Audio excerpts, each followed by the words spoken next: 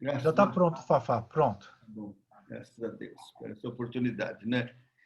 Então, pronto, vamos ler aqui a carta à igreja de Pérgamo, no capítulo 2 de Apocalipse, a partir do verso 12. Fafá, espera um Oi. pouquinho. Ô Wesley, por que fica uma, como é que se diz, uma ressonância da voz? Tá todo mundo desligado, não pode ter essa ressonância, como se alguém estivesse repetindo atrás da pessoa que está falando. Veja se você está com o teu celular ligado, porque deve ser o seu celular que você entrou, não tá?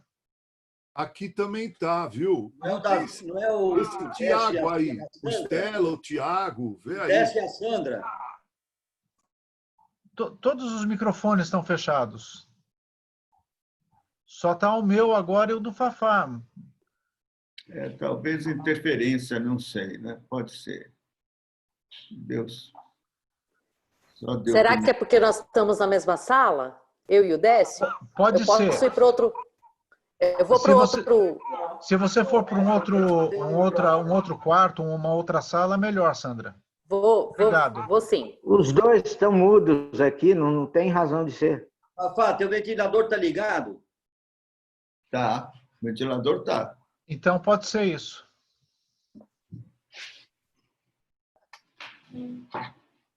Fafá vai suar agora, hein?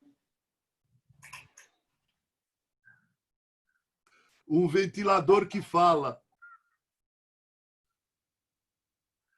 Tá fechado o teu microfone, Jazel. Fala aí. Abre o teu microfone. Tá. Tá bom, vou ler então a palavra de Deus. Apocalipse capítulo 2, começando no verso de número 12. Ao anjo da igreja em Pérgamo escreve: estas coisas diz aquele que tem a espada afiada de 2 gumes. Conheço o lugar em que habitas, onde está o trono de Satanás, e que conservas o meu nome, e não negaste a minha fé, ainda nos dias de Antipas, minha testemunha, meu fiel, o qual foi morto entre vós, onde Satanás habita. Tenho, todavia, contra ti algumas coisas, pois que tens aí os que sustentam a doutrina de Balaão, o qual ensinava a Balaque a armar ciladas diante dos filhos de Israel para comerem coisas sacrificadas aos ídolos e praticarem a prostituição. Outros sim, também tu tens os que, da mesma forma, sustentam a doutrina dos nicolaítas. Portanto, arrepende-te, e se não venho a ti sem demora, e contra eles pelejarei com a espada da minha boca. Quem tem ouvidos, ouça o que o Espírito diz às igrejas. Ao vencedor, dar-lhe-ei do maná escondido, bem como lhe darei uma pedrinha branca, e sobre essa pedrinha escrito um novo nome, o qual ninguém conhece, exceto aquele que o recebe. Vamos orar. Senhor, tem misericórdia. Mais uma vez oramos, buscamos a tua face, porque nós dependemos de ti, Senhor, exclusivamente de ti. Não temos em nós nada de nós mesmos. Nós dependemos de ti, precisamos de ti, da unção, iluminação do teu Espírito Santo para compreendermos a tua palavra. E ainda, Senhor, nós sabemos que há grande oposição da parte do inimigo das nossas almas e oposição em nós mesmos. Ó Deus, só o teu Espírito pode vencer essa exposição, essa oposição e trazer cativo todo o pensamento à obediência de Cristo, para a tua glória, em nome do Senhor Jesus. Amém. Amém. Bom, uma coisa importante que eu acho que devemos ressaltar antes de trazer a exposição é o interesse do Senhor Jesus Cristo para com a sua igreja. Em todas as eras, em todo lugar onde há uma igreja, a igreja dele, ele é a cabeça, a igreja pertence a ele, ele é o Senhor que resgatou a igreja com seu próprio sangue, ele é o dono, ele manda. Tudo tem que ser conforme ele quer, conforme lhe agrada. Então, é isso que nós vemos nestas 7 igrejas. Vemos o Senhor se manifestando, fazendo elogios e também admoestações sérias com coisas que estão erradas, que não estão de acordo com o que ele estabeleceu, dentro do padrão que ele estabeleceu, dentro da sua palavra para a igreja. Então, não é permitido, ninguém tem o direito de mudar qualquer coisa na igreja. Não há nenhuma justificativa para se poder fazer isso. Mudanças ou acrescentar alguma coisa a título de interpretação, não dá. O Senhor está vigiando, ele tem um zelo muito sério para com a sua igreja. E o que nós vamos ver aqui na igreja de Pérgamo é isso, esse zelo tão sério da parte do Senhor. Nós vemos que cada apresentação de Cristo, como ele se apresenta, tem a ver com a igreja, com alguma peculiaridade com a história da igreja, quer dizer, aquilo que a igreja está vivendo. Então, ele se apresenta aqui, como nós vimos, estas coisas diz aquele que tem a espada afiada de 2 gumes. Então, é uma apresentação muito séria, é uma apresentação que assusta, é uma apresentação ameaçadora, é uma espada aguda da sua boca. E nós vamos ver os motivos aqui, por que ele se apresenta dessa forma. Então, qual é o problema? Talvez a pergunta: você já conheceu igrejas que outrora foram fiéis e que se corromperam e perderam o seu rumo? Certamente sim.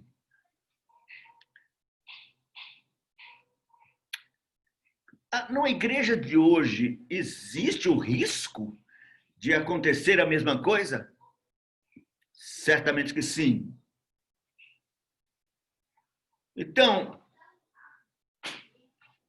examinando aqui a situação desta igreja de Pérgamo, as características, inclusive, da cidade que nós vamos aqui expor, o problema todo está numa palavra. Quem gosta de inglês,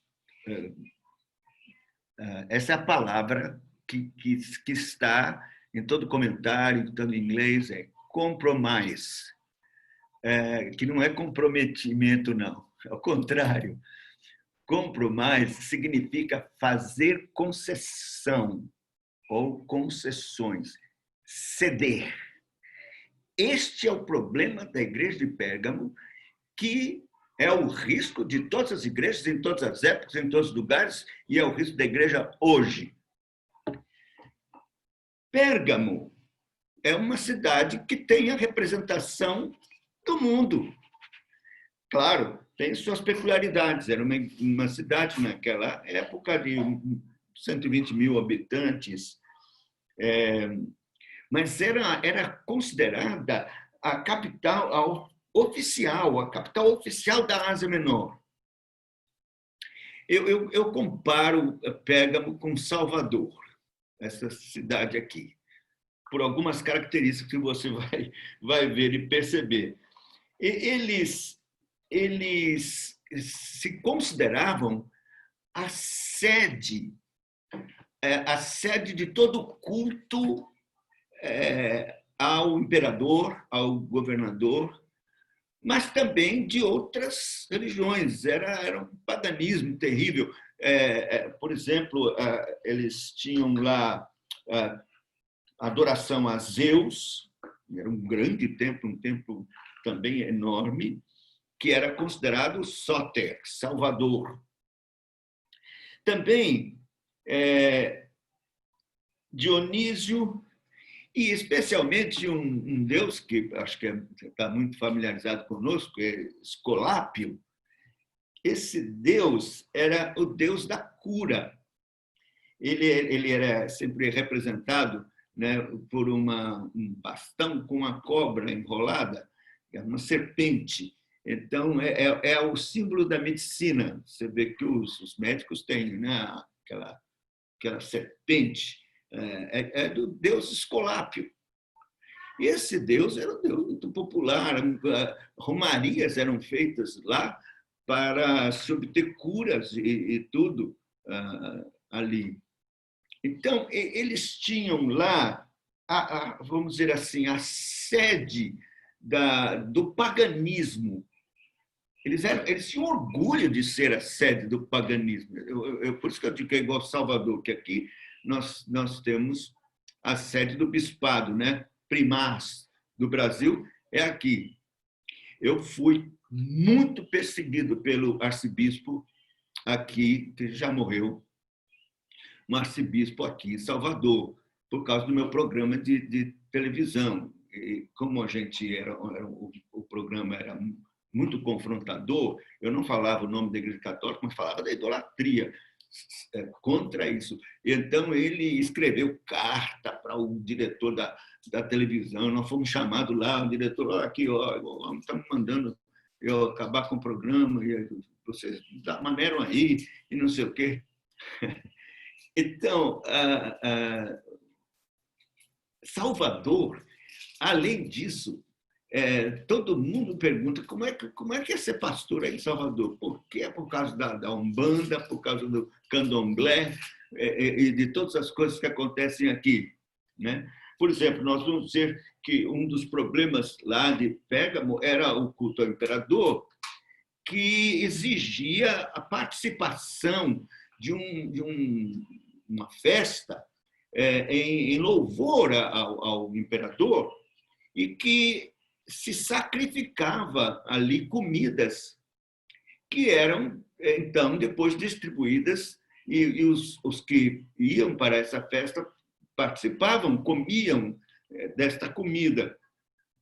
E se não fizesse isso, estava lascado, no sentido de ter qualquer chance na sua vida normal, de comércio, de trabalho, não é? Existiam umas associações chamadas associações de comércio e deuses. Eles tinham essas associações de comércio, tinham seus deuses padroeiros. E então, para você participar desta associação e comercializar, né, fazer o trade, você tinha que participar desses festivais com comidas sacrificadas a ídolos. Isso é complicado para os crentes, né? Porque não era uma questão, você diz, não vou. Existia uma tentação muito grande por causa da vida, de você poder sobreviver e viver normalmente na cidade. Eu digo isso porque aqui nós enfrentamos muitos problemas com relação ao acarajé. Ou, especialmente nos dias de Cosme Damião, aqui existe um caruru de São Cosme. Esse caruru, ele é tradição aqui se oferecer essa comida, que é quiabo, feito uma quiabada com, sei lá, umas coisas próprias do tempero, e convida-se as pessoas para participar deste caruru, que é chamado de devoção. Então, parentes, pessoas amigas ficam chateados, perde amizade, ou porque você não foi, porque devia ter ido. É tradição ir, isso faz parte do convívio social, e é quebrar o convívio social não participar, mas são comidas sacrificadas a ídolos. É São Cosme e Damião, é um deus, dois ídolos gêmeos aqui, e que se faz a devoção disso. E é proibido na palavra de Deus, de modo muito claro, participar disso. Na verdade, a Bíblia fala, né, que a participação desses festivais e de comer comida sacrificada a ídolo é para participar da mesa dos demônios. O apóstolo Paulo fala em 1 Coríntios capítulo 8 até o verso 10, ele usa esses capítulos, 2 capítulos inteiros, para mostrar que não é para o crente participar. Você vai, come no açougue, não pergunta nada, por motivo de consciência você pode comer. Mas se falar é sacrificado a ídolo, aí você não pode comer. Porque não podemos participar da mesa dos demônios e da mesa do Senhor na Santa Ceia. Então, isso tudo parece incrível, mas nós vivemos aqui em Salvador. A igreja, então, lá de Pérgamo, era tentada a ter essa participação. Era uma cidade cultural. O nome Pérgamo vem de pergaminho. Eles fabricavam esses pergaminhos para fazer escrita. E eles mesmos tinham uma biblioteca lá de mais de 200 mil rolos, volumes de pergaminhos. Então, era uma cidade também que prezava pela cultura. Mas o pior de tudo era, sem dúvida, essa exigência social de participar destas solenidades. Existia um grupo, muito provavelmente os nicolaítas, e também os de Balaão, que era da linha de Balaão, que eles entendiam o seguinte: olha, você, no seu coração, fique firme com relação a Cristo, mas você participa como se fosse uma reverência à autoridade. Um comentarista fala que talvez houvesse até um entendimento errado da palavra de Cristo, que diz: dai a César o que é de César, a Deus o que é de Deus. Então, você vai e presta uma homenagem, não é nenhuma adoração, porque ídolo é nada. Então, eles faziam um exercício até de interpretação, eu diria de heresia mesmo, para convencer alguns da igreja de que não havia muito problema participar dessas coisas. E olha, veja, isso não era gente de fora, não, era gente da igreja, dentro da igreja, eles estavam lá dentro. Então, nós tínhamos lá aqueles que tinham essa escola de pensamento de Balaão e dos nicolaítas. E estava lá dentro isso, fermentando e contaminando a igreja. Então, vamos ver como o Senhor agora se manifesta. Primeiro, ele se manifesta de forma a compreender a igreja no sentido da sua fidelidade. Porque, veja, o texto diz assim, o texto diz: conheço o lugar em que habitas, onde está o trono de Satanás, e que conservas o meu nome e não negaste a minha fé, ainda nos dias de Antipas, minha testemunha, meu fiel, qual foi morto entre vós, onde Satanás habita. O Senhor, então, fala ternamente com a igreja, sua igreja. Conheço o lugar onde você habita. Eu estou sabendo de tudo. Conheço, que não é fácil, conheço, sei da situação, de tudo que envolve, eu conheço, sei que Satanás está agindo e que ele de forma especial escolheu esta cidade para exercer sua hegemonia e seu trabalho deletério, destruidor contra a minha igreja. Eu sei. Isso mostra que, claramente, como já vimos também em Esmirna, que o Senhor tem o controle nas mãos do próprio Satanás. Quer dizer, a igreja está habitando no lugar onde Satanás habita. Então, isso mostra que é isso mesmo, o Senhor quer que a sua igreja esteja neste mundo onde Satanás habita. É o Deus desse século, é o inimigo mesmo das nossas almas. O mundo está posto no maligno. E a igreja está no mundo onde está posto no maligno, que está posto no maligno. Então, você veja que isso está no programa de Deus. Ele ora na oração sacerdotal, não peço que os tire do mundo, mas que os livre do mal. Então, quer dizer que o Senhor conhece, que o Senhor sabe.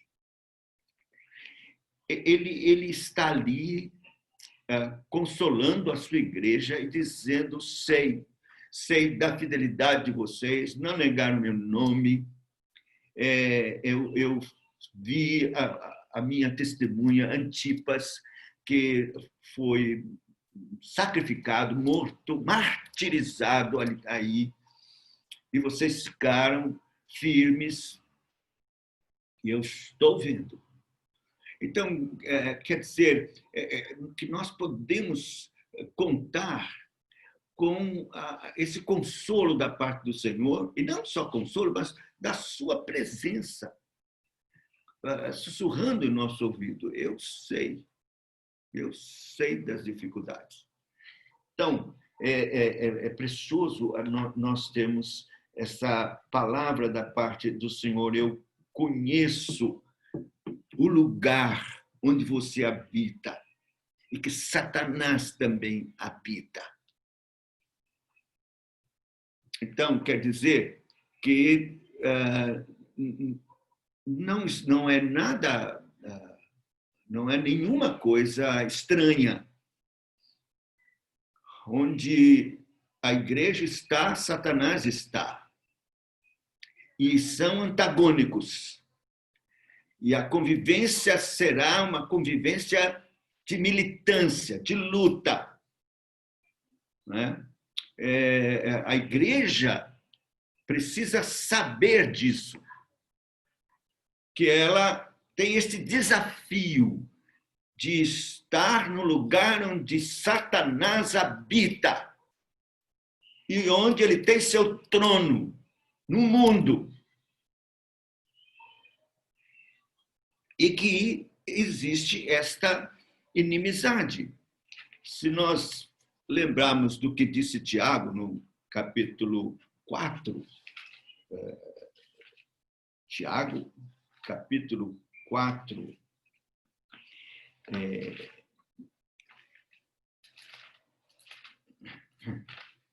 diz assim, a partir do verso 4. Infiéis, noutras traduções, no original, quer dizer, adúlteros e adúlteras. Infiéis, quer dizer, adúlteros e adúlteras. Talvez na sua tradução esteja assim, adúlteros e adúlteras. Não compreendeis que a amizade do mundo é inimiga de Deus? Aquele, pois, que quiser ser amigo do mundo, constitui-se inimigo de Deus. Ou supondes que em vão afirma a Escritura, é com ciúme que por nós anseia o Espírito que ele fez habitar em nós? Antes ele dá maior graça pelo que diz, Deus resiste ao soberbo, mas dá graça aos humildes. Sujeitáveis, portanto, a Deus, mas resisti o diabo, e ele fugirá de vós. Chegai-vos a Deus, ele se chegará a vós outros. Purificai as mãos, pecadores, e vós que sois de ânimo dobre, limpai o coração, afligi-vos, lamentai, chorai, converta-se o vosso riso em pranto e a vossa alegria em tristeza. Humilhai-vos na presença do Senhor e ele vos exaltará. Então você veja que o Senhor sabe, conhece e colocou exatamente a igreja nesse conflito. E dá todas as condições, por sua graça, no poder do seu Espírito Santo, pelos meios de graça, pela palavra de Deus, que é a espada do Espírito, nos dá a couraça da justiça, capacete da salvação, sandália nos pés para pregar o Evangelho. Ele nos equipa completamente e nos reveste de poder para conviver no mundo com o diabo e com suas hostes e com o seu exército, que diz respeito a todos aqueles que são inimigos de Deus.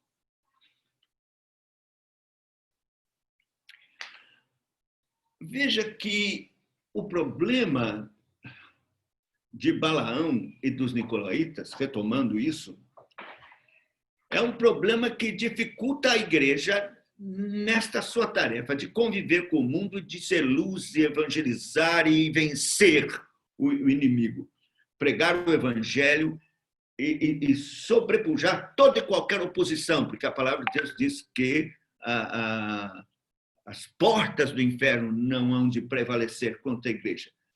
Mas a igreja não estava podendo fazer isso, ela estava enfraquecida, estava doente por causa de um problema que havia dentro dela. Satanás é astuto. Você quer derrubar uma árvore muito grande, você vai ter muito trabalho para você fazer isso. Terrível, você não vai conseguir. Mas se você fizer um buraquinho, botar um veneno lá dentro, daqui a pouco ela morre, fica seca, é fácil derrubar. Então, o problema estava lá dentro da igreja. O mundo se infiltrou dentro da igreja. Igual um barco que você está no oceano, né? As ondas estão lá, e começa a entrar água dentro do barco. Então, o maior problema está dentro do barco. E esse era o problema na igreja de Pérgamo. Ela estava tolerando pessoas que foram infiltradas pelo próprio diabo, que eram servos do diabo lá dentro da igreja, para enfraquecê-la e adoecê-la. E como isso pôde acontecer? Bem,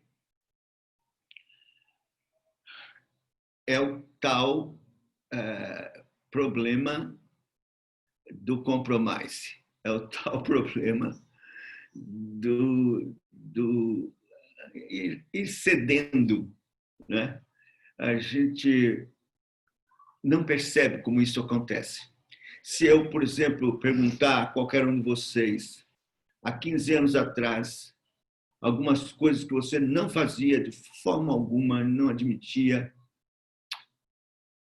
agora você está admitindo e achando uma boa, está fazendo e conseguiu colocar na sua consciência que aquilo não tem problema algum. Aí a ideia que talvez você diga, não, eu cresci, eu agora tenho um entendimento, uma mente mais aberta e eu amadureci. Coisa nenhuma. Coisa nenhuma. Você se deixou levar pelo mundanismo, pelo secularismo.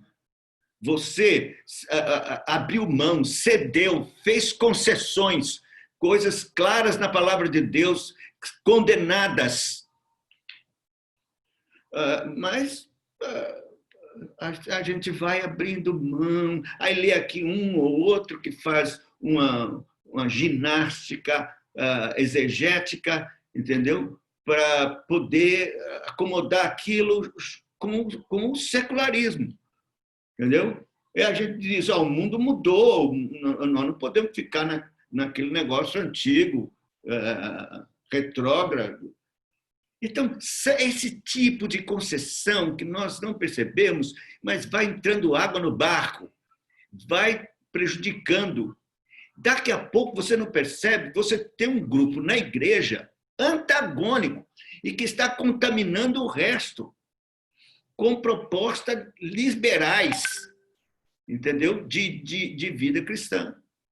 E aí eles têm os seus argumentos. Você é legalista, fica com esse negócio de 10 mandamentos. 10 mandamentos já passou, é do Velho Testamento. Ou então ficam falando, não podemos. Olha, eu ouvi a argumentação de um defensor da igreja emergente que dizendo assim, olha, nós temos que falar a linguagem do mundo, senão eles não vão entender. Que coisa, rapaz. Quer dizer, nós temos que fazer adaptações para poder comunicar com o mundo. Não serve mais aquele culto antigo. Não serve mais. Tem que tirar o púlpito e fazer um palco. Não, nós temos que fazer uma linguagem, senão eles não vão entender. Como? Não vão entender? Nunca. Porque a conversão é a obra sobrenatural do Espírito Santo pela pregação fiel da palavra. Mas o grupo está lá dentro da igreja fazendo o seu trabalho deletério e o que nós temos hoje é uma igreja liberal, é uma igreja de mente aberta, é uma igreja que se comunica com o mundo, que transita sem nenhum problema. Aí as pessoas perguntam por que não somos perseguidos? Claro, não vai ser mesmo. Fazendo concessões, não vai ser. Mas experimente fazer o seguinte, não, vou me submeter a Cristo. A igreja é dele. Então, o que ele diz que tem que fazer, eu vou fazer. Está escrito aqui, somente o que está escrito, o que ele ordenou, o que ele requer, eu vou fazer. Então, você vai experimentar a luta. Dentro da própria igreja, vai se levantar o grupo que é aberto. Você certamente se lembra da situação de Balaão, não é? Por que o Senhor Jesus lembra este episódio que aconteceu lá atrás, relatado no livro de Números, né? Aquele falso profeta que era ganancioso. Você sabe a história. Ele não conseguiu amaldiçoar o povo conforme Balaque queria, né? A um preço alto. Ele dizia, só o que o Senhor me disser, isso direi, ainda que encha minha casa de prata, tudo mentira. O coração dele era cheio de ganância, ele queria o dinheiro, tentou várias vezes e não conseguiu amaldiçoar. Aí sabe o que ele fez? Ele chamou Balaque e disse, olha, não tem jeito, só tem uma coisa. A ideia maligna dele foi a seguinte, você manda mulheres medianitas na retaguarda do povo lá, a seduzir o povo para ir com elas à festa dos ídolos, comer comidas sacrificadas lá, a adoração daqueles ídolos, e se prostituir com elas. Se você conseguir fazer isso em um número razoável aí, for levado para fazer isso, o povo será amaldiçoado. Deus vai pesar a mão no povo. E dito e feito, você sabe que foi isso que aconteceu. Foi horrível, né? As consequências foram seríssimas, porque os príncipes de Israel perceberam o problema e não resolveram. E não resolveram. Foram mortos. Deus mandou que matasse logo. Os primeiros a morrer foram os príncipes de Israel que não trataram do problema. E nós sabemos que uma praga se levantou, começou a matar a gente, o povo de Israel, e foi estavam na Assembleia reunidos, chorando, pedindo, suplicando que Deus tivesse misericórdia. E no meio da Assembleia aparece um israelita de mão dada passeando com a sua namorada midianita, um israelita passeando no meio da Assembleia, reunida, em grande comoção por causa do problema. Aí se levantou Finéias com uma lança e atravessou os dois, os namoradinhos, e a praga cessou. Diz a palavra de Deus. Então você veja que nós temos que ter mais cuidado e zelo com relação às nossas igrejas. Esses dias conversamos sobre isso, falando da disciplina da igreja, da importância disso. E os nicolaítas, a mesma coisa. Eles sustentavam essa teoria de que não tinha problema nenhum essas participações. Afinal de contas, a igreja tem que se comunicar com o mundo, então abriram facilidades, sabe? Deixa, não tem nada. Especialmente jovens. Eu me lembro que eu tive um problema na minha igreja uma vez, dos jovens que estavam querendo participar do festival de verão aqui na Bahia.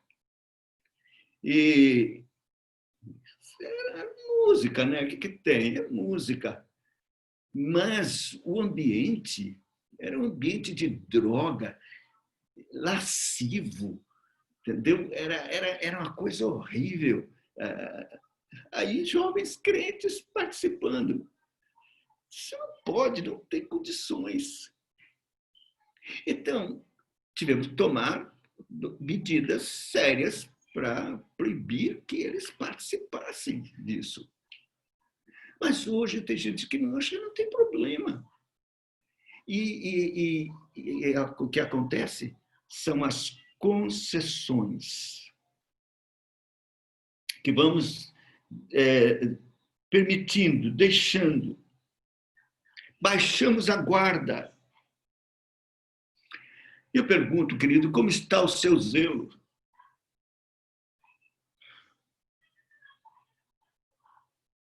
Como está?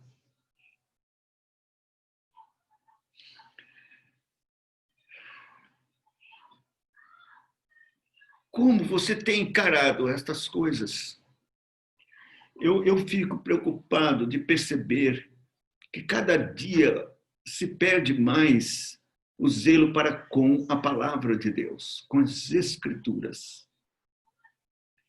E que nós podemos ter um tipo de espiritualidade, se for sincero e tivermos muito amor, então não tem problema que a gente possa viver como a gente acha e pensa, como a gente concebe igreja, do nosso próprio coração ou porque nós ouvimos ou aprendemos de qualquer outro. Olha, se você não aprendeu das Escrituras como deve ser a igreja, então há um grande problema aí. Há um grande problema.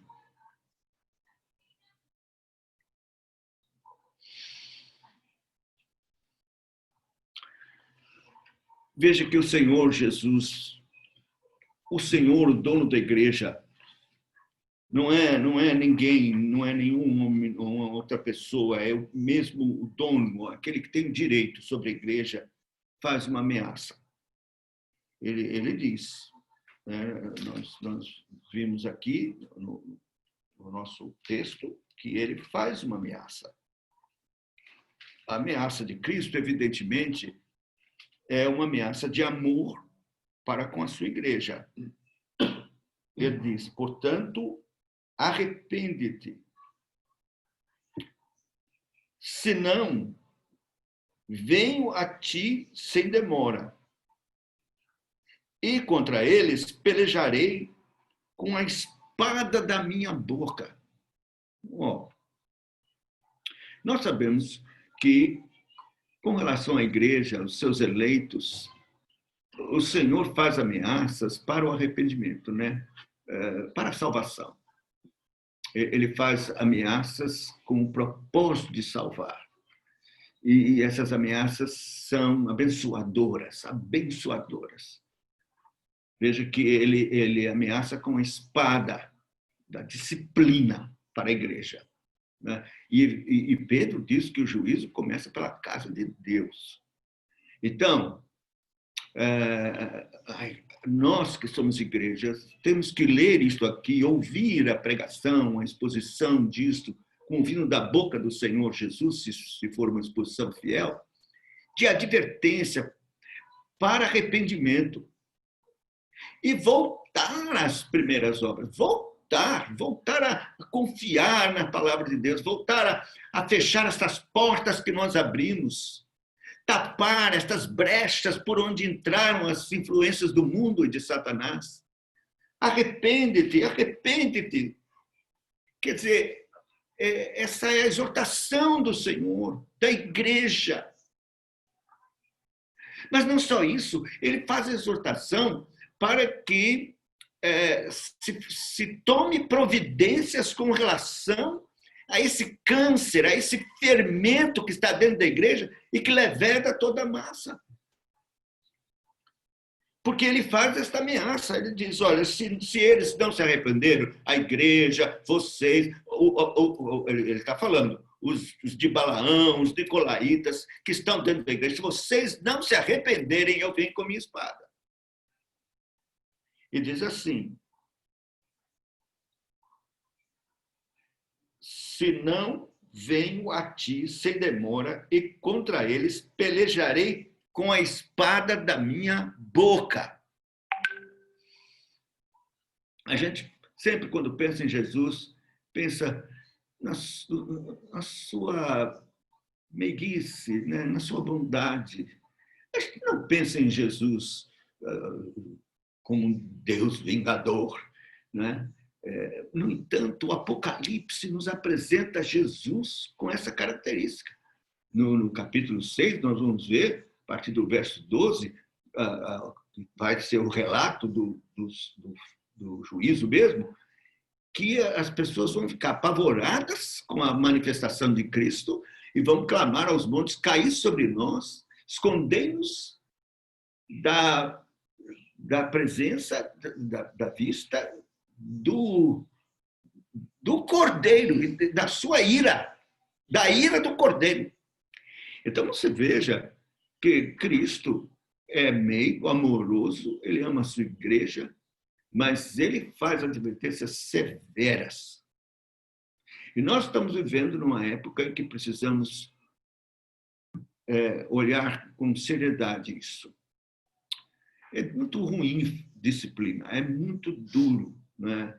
É desagradável a disciplina.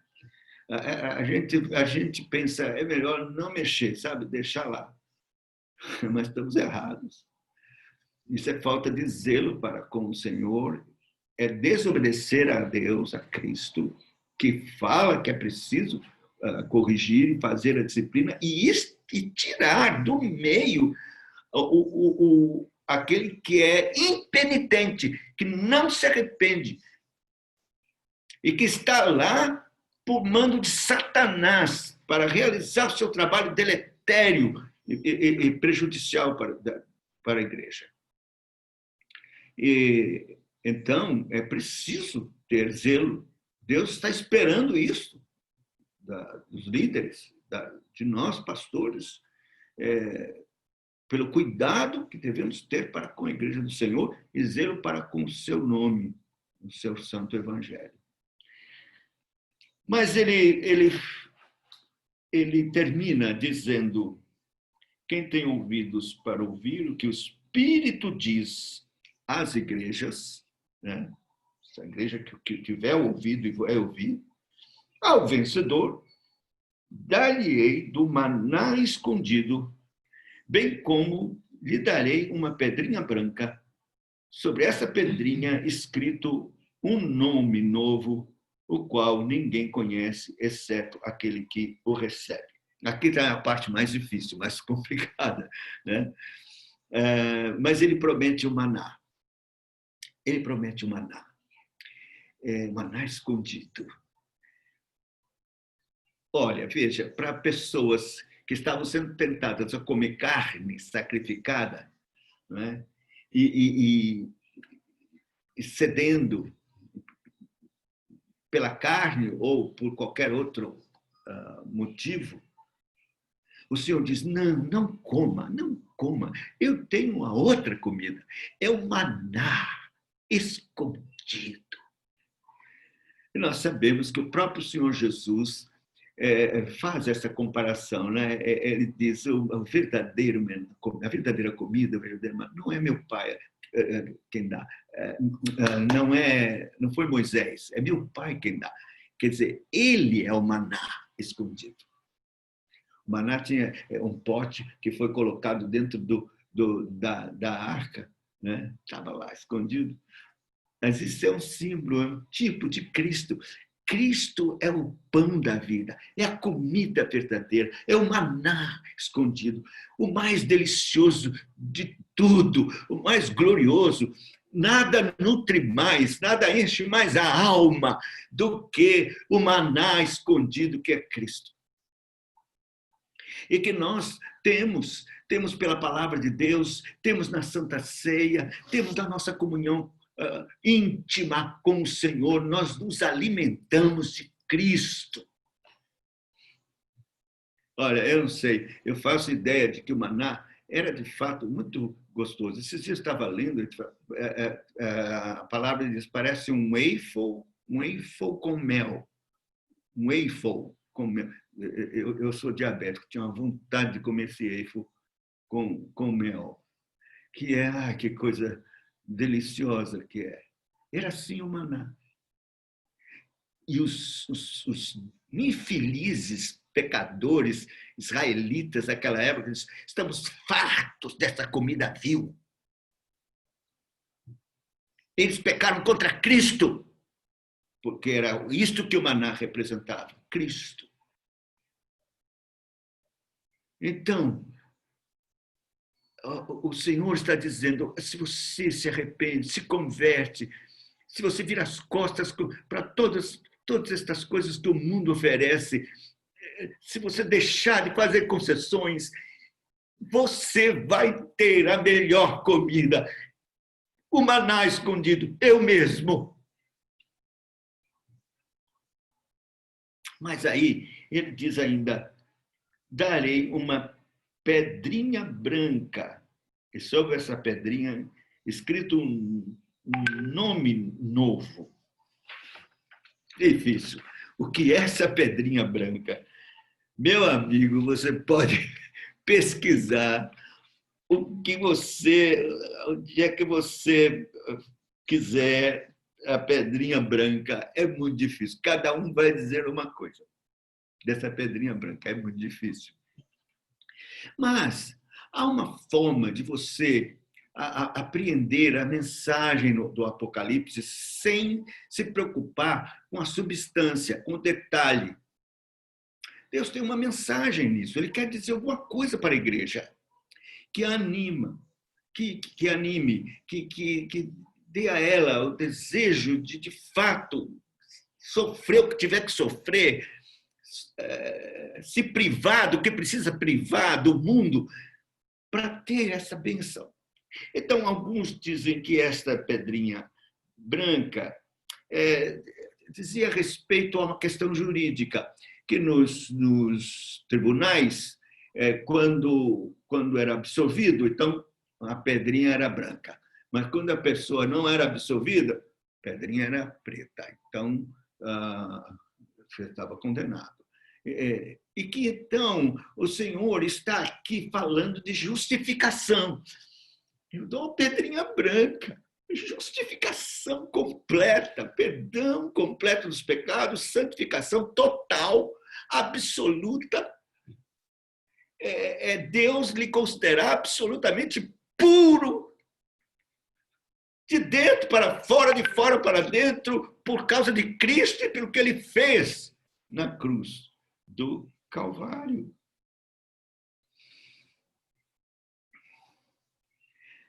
Mas o Jacob Bill destaca com mais, para ele, o mais importante é o nome.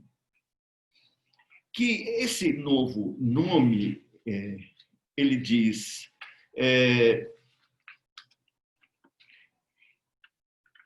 na verdade, a identificação de plena, íntima, profunda comunhão, identificação de você com Cristo.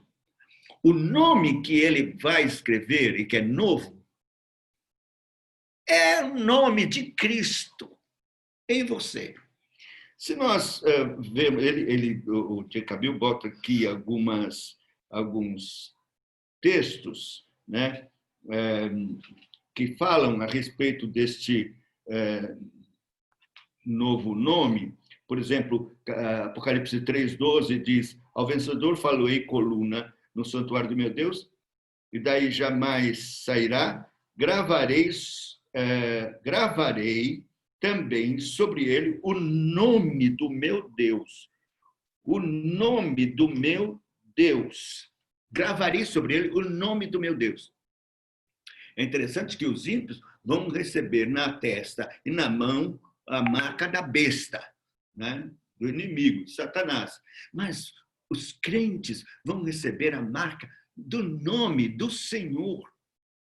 Se nós abrirmos em 22, de Apocalipse, 22, versículos 3 e 4, nós vemos assim: nunca mais haverá qualquer maldição nela, estará o trono de Deus, a Nova Jerusalém, né? E o do Cordeiro, os seus servos servirão, contemplarão a sua face, na sua fronte está o nome dele.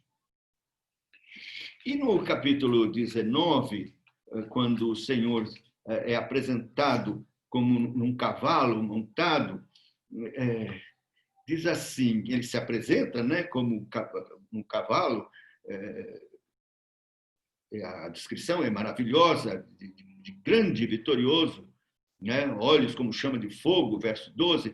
Aí diz assim o verso 13: está vestido com um manto tinto de sangue e o seu nome se chama o Verbo verdadeiro. O Verbo verdadeiro. Mas mais para frente, fala também de que há um nome, vou ler o verso 12. Os seus olhos são chama de fogo, a sua cabeça há muitos diademas, tem um nome escrito que ninguém conhece, senão ele mesmo. Está vestido com um manto tinto de sangue, o seu nome se chama o Verbo verdadeiro. Depois tem também um nome na sua coxa. Verso 16. Tem no seu manto e na sua coxa um nome escrito: Rei dos Reis e Senhor dos Senhores. Jacob Bill também vai para o Velho Testamento, eu não vou ler, mas ele apresenta dois textos no Antigo Testamento que falam da identificação do povo de Deus com o nome de Javé. Isaías 62 e também Isaías 65. Então, aqui é uma promessa de identificação plena e completa. O que um crente mais pode desejar é ter esta identificação completa com Cristo, né? Um aconchego, uma aproximação. Cristo em mim, Cristo, né? Ele promete, então, colocar em mim seu nome, colocar sua identidade. Eu vou ser, claro, reservando infinitas proporções, como Cristo. Parecido com Ele e tendo todas as suas virtudes que Ele comunica aos seus. Então, é maravilhoso o que Ele promete. É um desafio para nós que estamos atravessando este mundo, igreja, hoje, numa Pérgamo terrível, onde Satanás habita e tem seu trono. E o grande desafio é não fazer concessões. É ficar firme na palavra de Deus. Firme, agarrado a ela. Obedecer seus mandamentos. Então, certamente, vamos agradar ao Senhor. E ter zelo para com a igreja que Ele ama, que Ele comprou com seu sangue. E que nos colocou como responsáveis, né? Líderes. Ele governa a igreja através de nós, com os dons que Ele nos concedeu. Mas vamos prestar contas se deixarmos os de Balaão e os nicolaítas e o fermento e tudo que é pernicioso permanecer dentro da igreja para a ruína dela. Que Deus nos livre, tenha misericórdia e nos abençoe. Amém. Vamos orar. Senhor, tem compaixão de nós. Estamos vivendo esta época difícil, esta hora. Nos últimos dias, o mundanismo tem crescido, tomado conta. As igrejas têm sucumbido às tentações, insinuações de Satanás, sugestões de Satanás e toda a influência do mundo, abrindo mão para viver bem, não ter problema com ninguém, fazendo concessões. E, Senhor, nós estamos como a igreja de Pérgamo. E precisamos, necessitamos que a mensagem que o Senhor dá a ela, tão ameaçadora, tão séria, com a espada da boca que sai da tua boca, de 2 gumes, Senhor, que isto nos faça tremer e que possamos nos submeter ao que o Senhor, o remédio que o Senhor dá, arrependimento e voltar ao zelo das obras conforme o Senhor requer da tua palavra. Tem misericórdia de nós, ajuda-nos, Senhor, suplicamos em nome de Jesus. Amém.